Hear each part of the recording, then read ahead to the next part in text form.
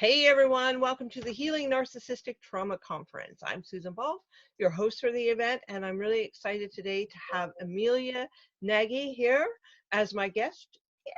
She is a certified master life coach and love coach, narcissistic abuse recovery expert, and Reiki healer and minister. She realized that, like herself, strong, sensitive, spiritual women who are healers, empaths, and visionaries have a serious problem. They keep attracting the wrong men. Hallelujah. Emilia's mission: to lead spiritual women into sacred conscious love, divine service, and global impact by partnering powerfully with an amazing man and all men. Emilia stands for the power of all women, supported fully by the men who love them. She helps women reclaim their sovereign creative power by facilitating a sacred space for a deep inner vision, healing of wounds, injuries, and dishonor. She teaches women to date discerningly for a true loving partnership. Hi, Emilia. Welcome to the conference. So lovely to have you here. Hi, Susan. Thanks for having me. Yeah, I mean, it's so exciting. I love doing this because there are so many people who listen who are in pain, who are looking for resources. They're also looking to know that they can have healthy love because they feel like that's never going to happen. Yeah. Right? They feel lost. Yeah. And if you keep having that experience over and over, it's hard to hold the faith. And, you know, that's one of the many, many reasons it is so helpful and life-changing to have a mentor and a coach that, as my coach tells me, it's like borrowed belief. You get to borrow their belief for a little bit because they're at that vibration. They've already done the work. They've healed it. They've gotten there. And so they get to hold that space for you, and they get to guide you as you heal through whatever layers are in the way of getting to that frequency. So yeah, it's amazing. It's possible. It's out there. And we can absolutely reclaim that part of us and of our, what I believe is our divine birthright, is to have sacred partnership. So yeah, if you're listening to this and you think there's no hope, give us 20-30 minutes, and I hope at the end of this call you will have turned that around. Yes, absolutely. So I know today we're going to talk about the 3 steps to attract healthy reciprocal love. And I love the word reciprocal because a lot of people forget about that word, that there's reciprocity in all relationships. Yes. So 3 steps. So, I mean, it's pretty simple. And then, you know, we can go deeper into the details of each stage. But basically, it is we have to heal. We have to recognize the blueprint that we function according to that doesn't serve, that has us continuing to attract unhealthy men, which, you know, that was one of the things I did in my life. I almost married a narcissistic man. I modeled after my family of origin. That's what our understanding of what a relationship is. That's what's familiar, even if it's painful, it's what's familiar. So everyone, that's their template until they do work and they change it, and then they create it in and of their own volition of what they want to be, how they want to be. Do they want to be with a man? Do they want to be with a woman? Do they want to see them once a week? Do they want to get married? Do they want to whatever, right? Like, it's the sacred partnership thing that I talk about. It's really a co-creation of 2 conscious, alive, authentic, sovereign partners. So it's very different than following a blueprint or following a set of standards that are imposed by our society or our culture or our family of origin, right? So sacred partnership is possible for everyone. It just requires some courage and some willingness to dig deep down into our own heart to see what do we want and who do we want to get to be? Who do we want to get to be in our partnership? Who do we want to get to be? Like, I get to be this amazing mom and feminine woman to my husband. Like, that's who I wanted to be. And I didn't get to be that in my abusive relationship because my abusive relationship didn't respect me, didn't honor me, didn't listen to me, couldn't see me, didn't think I had any needs, didn't even really treat me like a person. So that is I what we're shouldn't talking laugh, about. but it's so true. You become almost like a speck of dust and something that's an annoyance once in a while. Right. Or, or an object there to fulfill their satisfaction at their bidding, Hmm. right? It's a very different way of relating. Definitely, like I use that word reciprocal, definitely non-reciprocal when we're working with people with narcissistic traits, very one-sided, very much on their terms and what they want and And the when they want it. yeah, and then the real pain and part of the healing and reclaiming the first stage, which is the healing from this blueprint, the healing from this pattern, the breaking the cycle. The very first stage is really understanding that that is not a reciprocal relationship. That is a one-way street, and you don't have a say. You're not allowed to have needs. And maybe that's familiar to you and comfortable to you because maybe that was what was modeled to you in your family of origin. But guess what?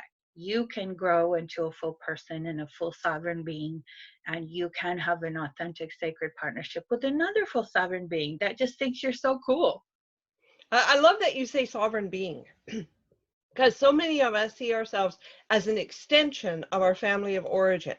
The rules, the regulations, the morals, the ethics, whatever it is, the customs, all of that stuff. I can remember that I came from an Italian heritage, and I didn't get married the first time until I was 26, which was unheard of. And I got married because they kept forcing me, because that's what you were supposed to do.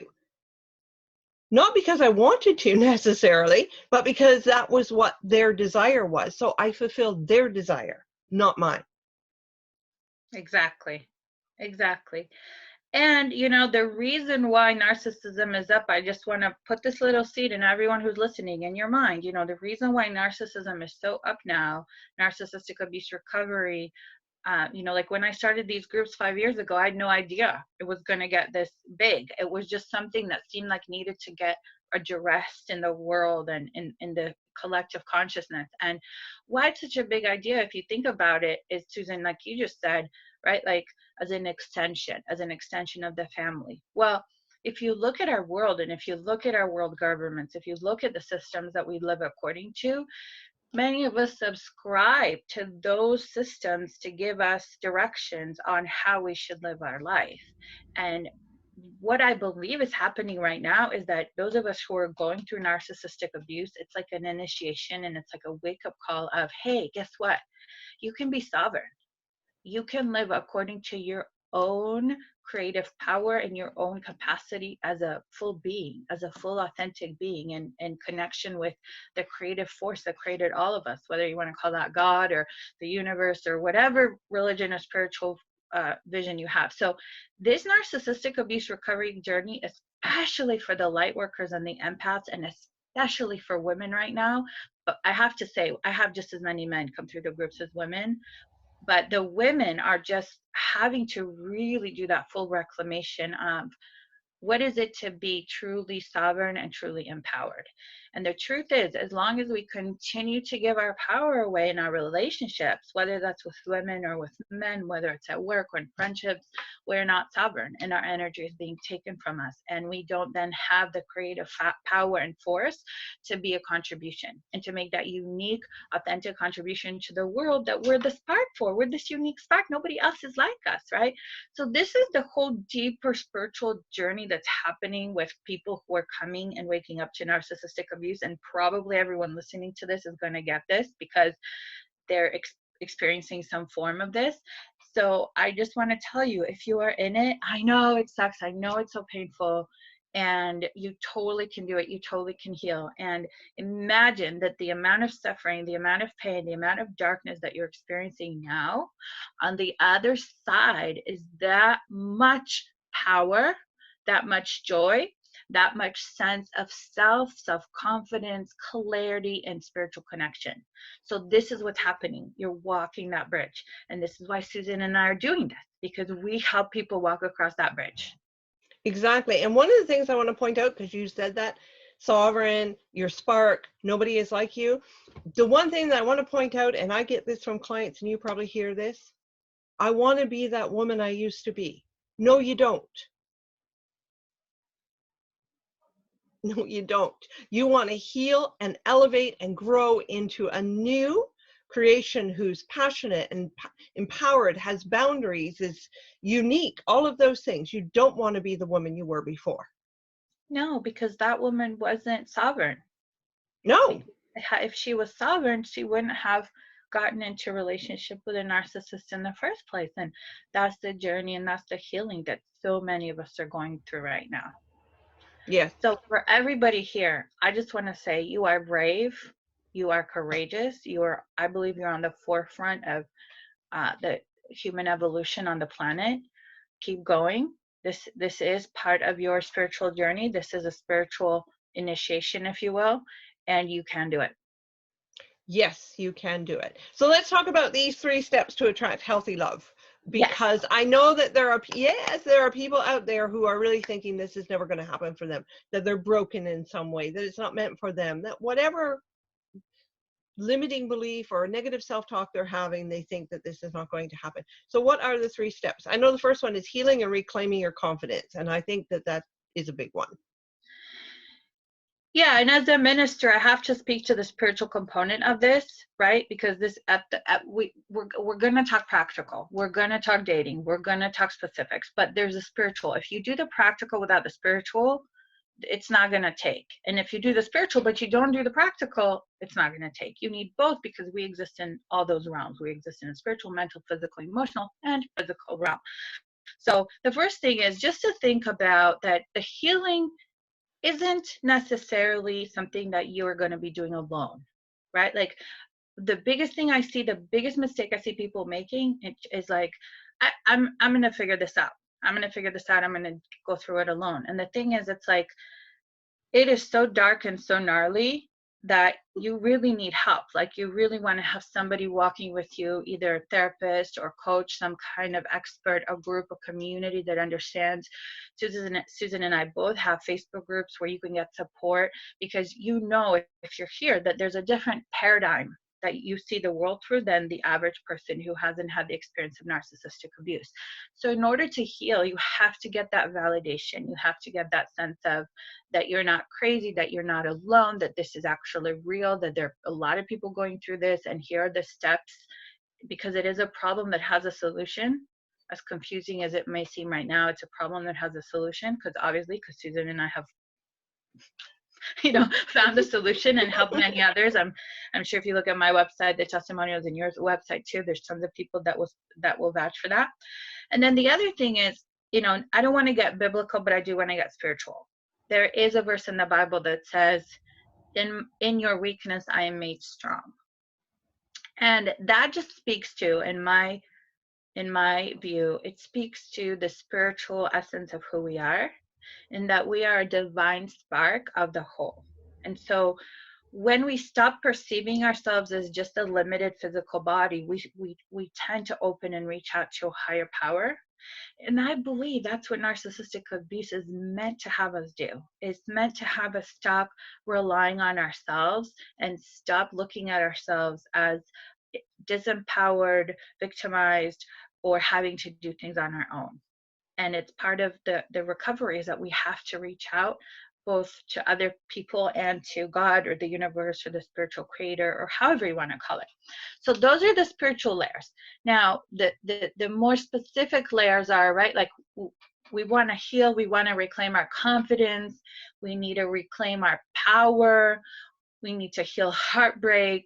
We obviously have to deal with the fact that if we were in a narcissistic relationship, we were settling, we were sacrificing, we were playing small, right? Like all these layers. So the healing journey has to do with, one, I think, connecting with the divine force, whatever that is. Like even in 12 steps, they talk about that. They don't call it, they call it God, but we don't have to call it God. We could call it whatever feels right to you. And seeking power and creativity and intelligence beyond your own. Seek outside, because there's so much help out there. As a minister and an empath and a spiritual person, I'm sure, Susan, you probably can attest. There's just angels like sitting around like, give me a job, give me a job, give me a job, give me a job, give me a job, give me a job. And they can't do it without our consent or without us asking, because that would be breaking our free will.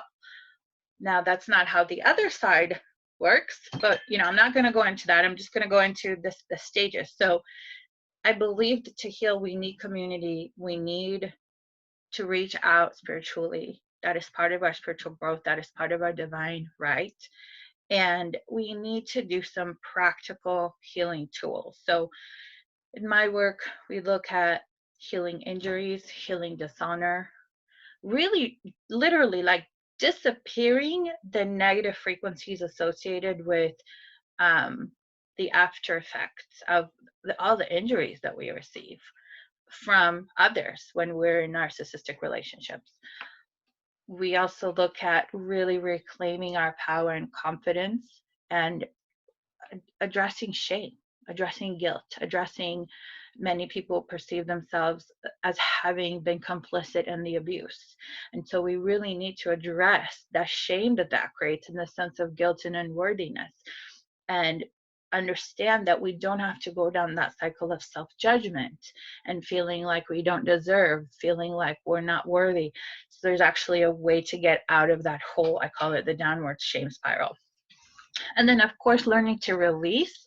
How do we release negative emotions? How do we move through those dense energies as a person? So there's a lot of tools out there. I use the Sedona method, which is amazing. It works really, really, really well for a lot of people. So that is the first stage, is basically clean up, clean house, change the vibration, understand that shame spiral dynamic, because it happens to all of us. Let yourself know how to get out. Because once you have that level of self-awareness, you're going to start attracting other people who are at that level of self-awareness as well. So that is the first step. Does it sound very hairy? Nope, it sounds perfect. I mean, it's decluttering. It's getting rid of what works and what doesn't work.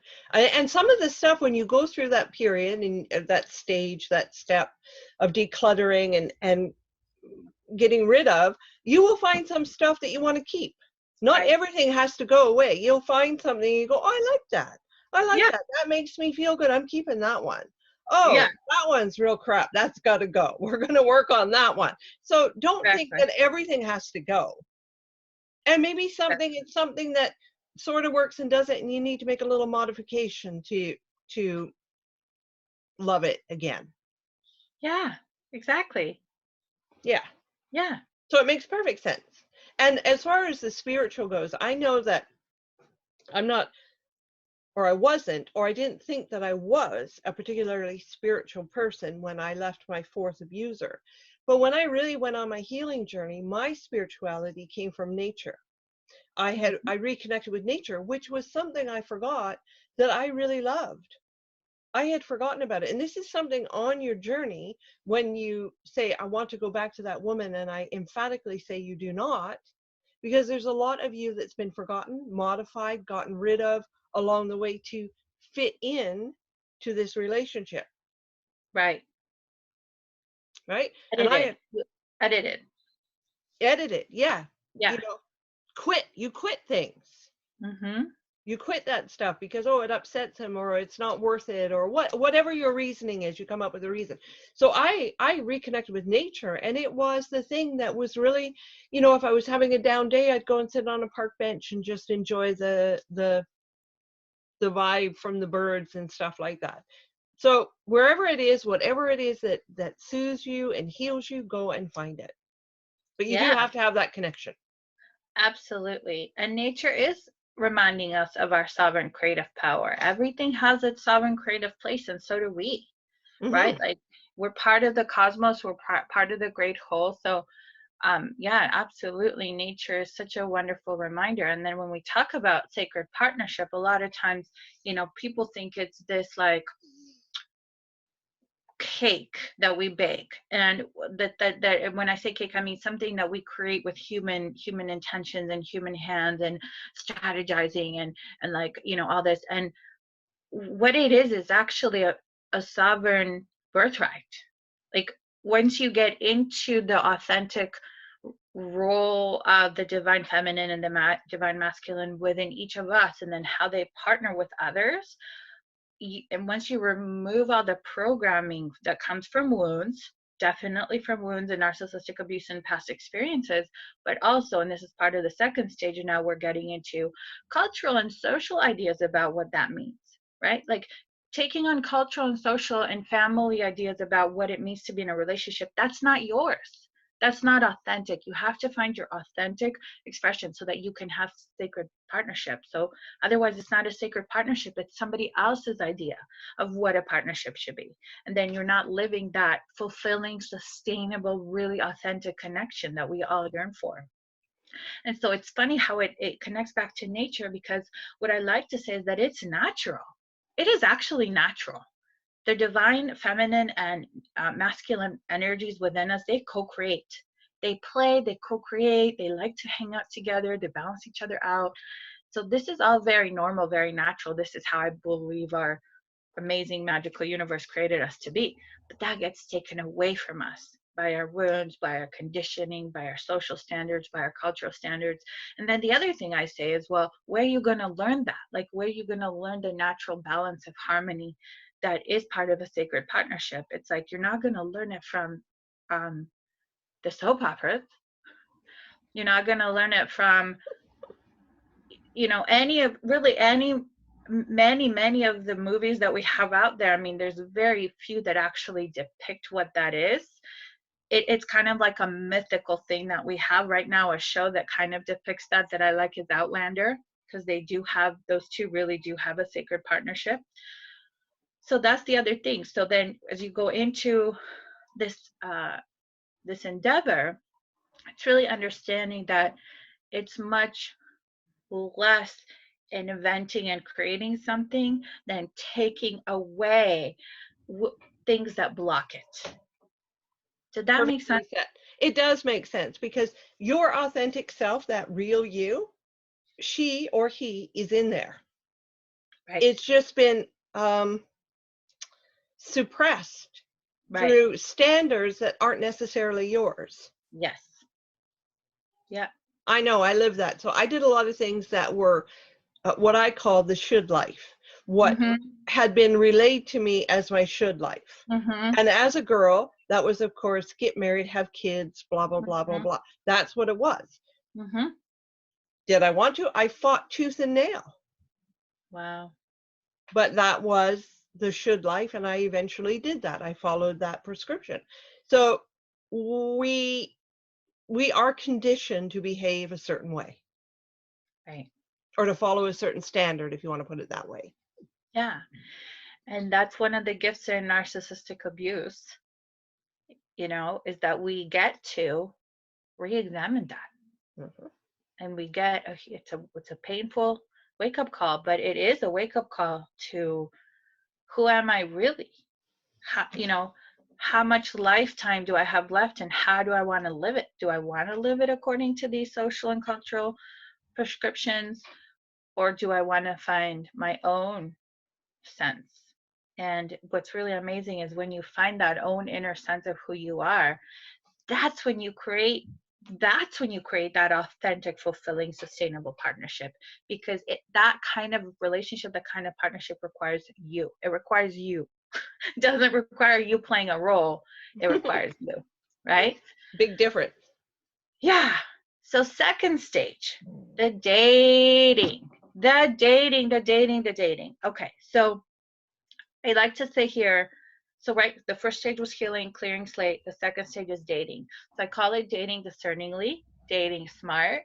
I like to say smart daters finish first. But basically, you have to understand, you guys, like, dating is not normal. Like, nobody's an expert. Maybe I consider myself an expert. I consider myself a master because I was such a disaster.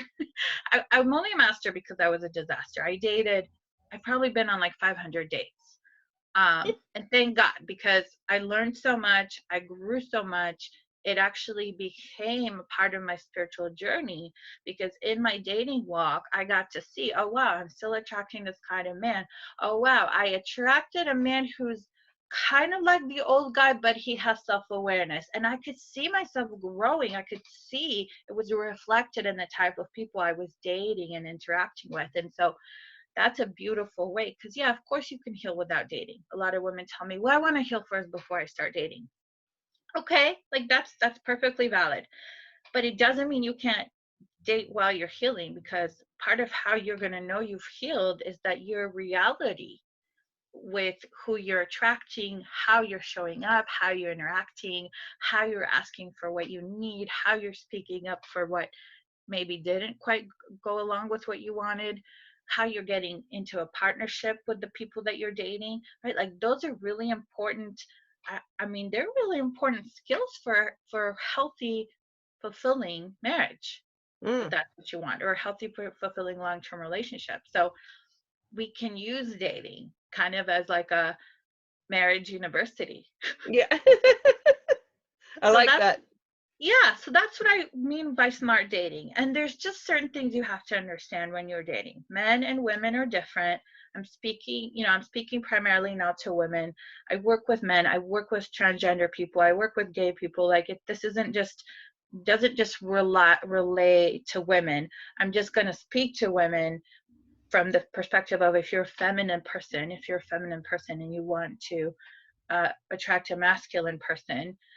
Most women don't want to attract a feminine person. Like most straight women that I work with are a feminine person. There's a few women that are masculine that then, their dating strategy is different. But there's a certain dating strategy, and I call it a strategy, not from the sense of you need to strategize and manipulate, but from the sense of you have to understand what's at play. You have to understand the instinct. Instinct is at play in the feminine brain and in the masculine brain. That is affected by testosterone, estrogen, progesterone, and that affects how we show up, who we are, how we behave, what we need, our emotions, our thoughts in the dating arena. And we are different. Female brains are different than male brains. Female brains are estrogen soaked, male brains are not. Masculine energy is hunter, protector, provider. Feminine energy is pleaser, adapter. And so a lot of times women tell me, well, I'm such a loser because I like this guy and suddenly I found myself like turning myself into a pretzel again. I thought I was over that. I thought I was better than that. I thought I'd done enough healing. And now there I go again. And they get so down on themselves until I teach them. This is female human animal. This is 10,000 years of genetic programming while you're pretzeling. And so there's a solution to that when you're dating is don't date men that are a 10 on your attraction scale, because when you date those men, they're your ideal protector, provider.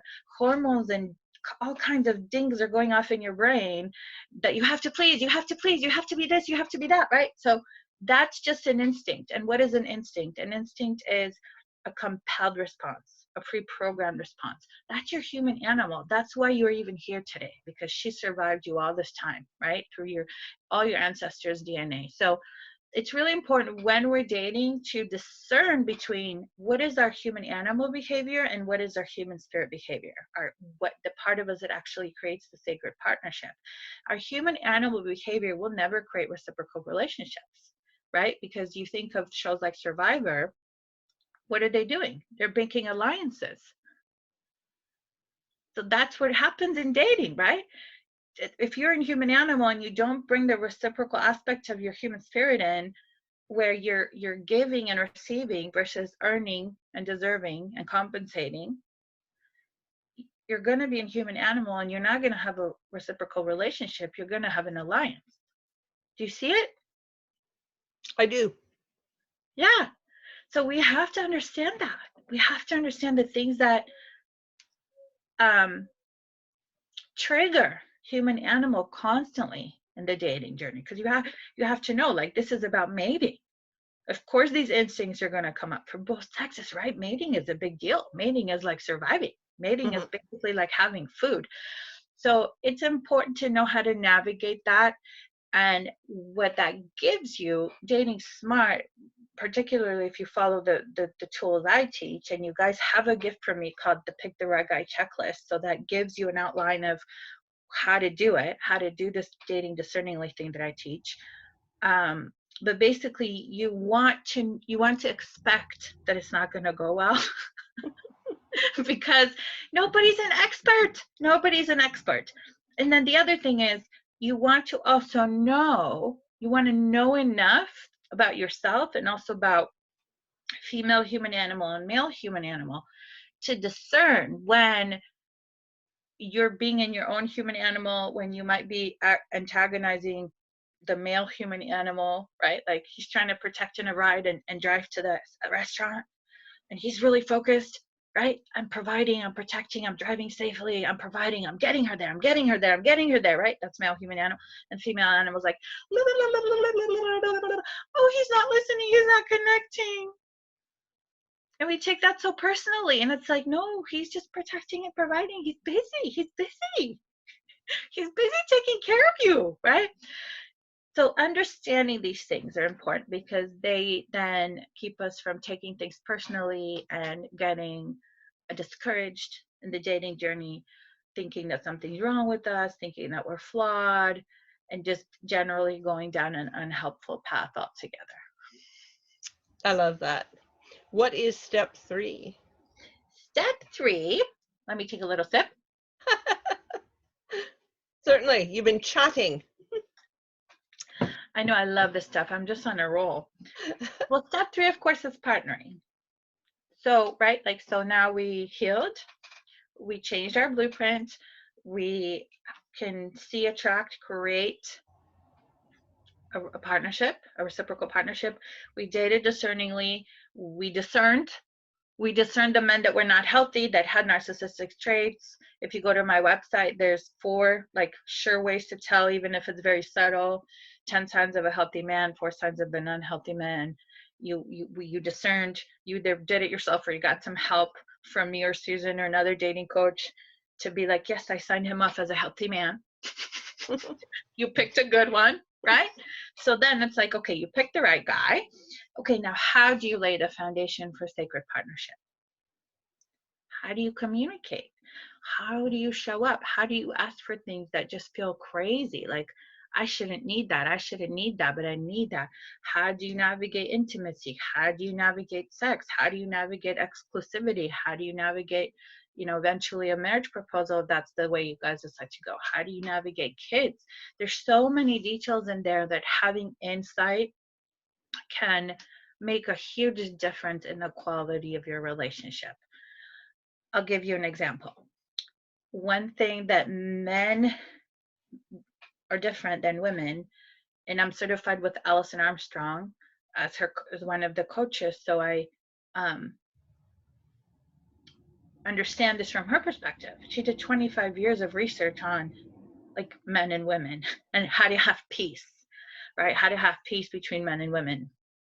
And one thing with men is like their rate of development and their way of growing into who they are as a male being is different than women. They have stages. We don't really have stages because we grow out in all directions at once. They kind of go linearly. Form follows function, if you get what I'm saying. They go this way, blink. Anyway, so I love men, right? So men have stages. So they have knight, prince, middle prince, late prince, king, elder, and you're going to get a different quality of a man depending on what stage they're in. So one of the things I teach my girls when they're dating is make sure you understand the pros and cons of each stage. For example, princes, they're great because you can create with them, you can build with them, they're building their kingdom. They're usually younger, 40, definitely 50s and under, right? And it's like, what are you going to get if you have a prince? Is you're going to get a man who's not baked yet. You're going to get a man you can co-create with. You're going to get a man that is available for your opinions and insights, but he's also going to likely be very busy building his kingdom and protecting and providing for the people in his kingdom, which if you're his wife is going to be you, right? If you have kids with him, it's going to be you. What does that mean? That means he's going to be busy and you're not going to be his number one focus. Most likely his work, protecting and providing, is going to be his number one focus. So it's really useful to know that going in. Can you see how this could save a marriage? Yes. Yeah. On the other hand, if you're in your 50s, 60s, and you're a male, a lot of men by that point have already built a kingdom, and they're either like ready to share their kingdom with a queen, or they are maybe some of them starting building a second kingdom.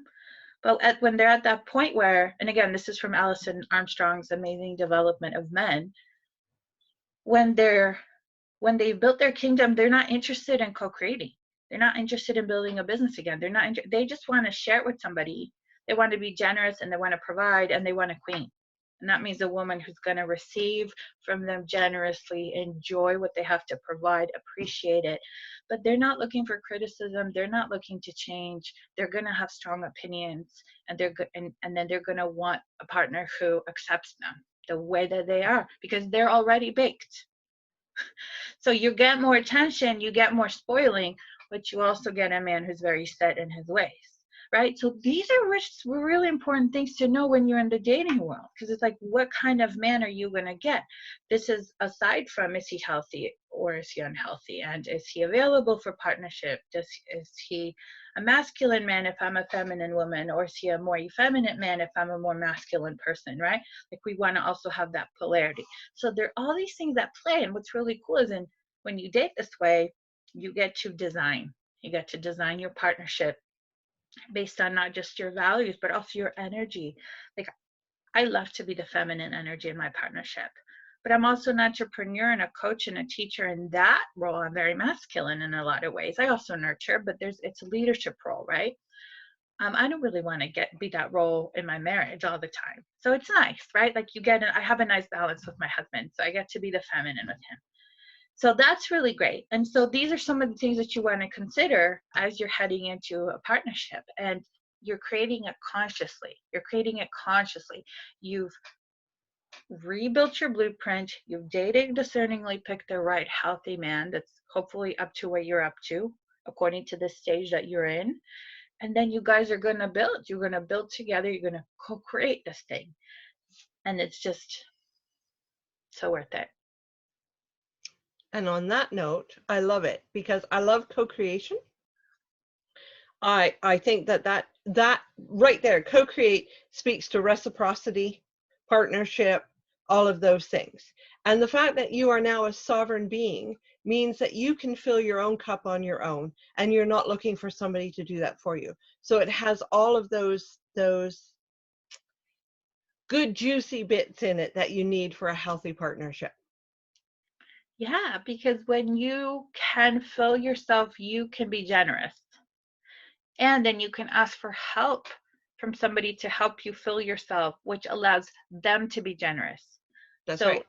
Then again, that's the giving and the receiving, versus the earning, deserving, and compensating, where it's like compulsive, like, well, I don't have this, so give it to me, or you owe me this because I did this, right? So that is, and a lot of humanity still does transactional relationships. I mean, I think our world is full of it. But there's also those amazing examples of those reciprocal, long-term, satisfying, fulfilling relationships. And we absolutely can have that. We absolutely can create that. And that's why I'm here. That's what I do in this world. I help women create sacred partnership with amazing men. Emilia, thank you so much for joining me and adding your expert voice. I loved it. It was a beautiful interview, beautiful chat. I loved it. Thank you again. Thank you for letting me go on and on about all these things I'm so passionate about. And thank you so much for having me. And thank you for being out there and doing the amazing work you do. Till the next time, ladies, to your healing. Bye for now. Bye. Bye.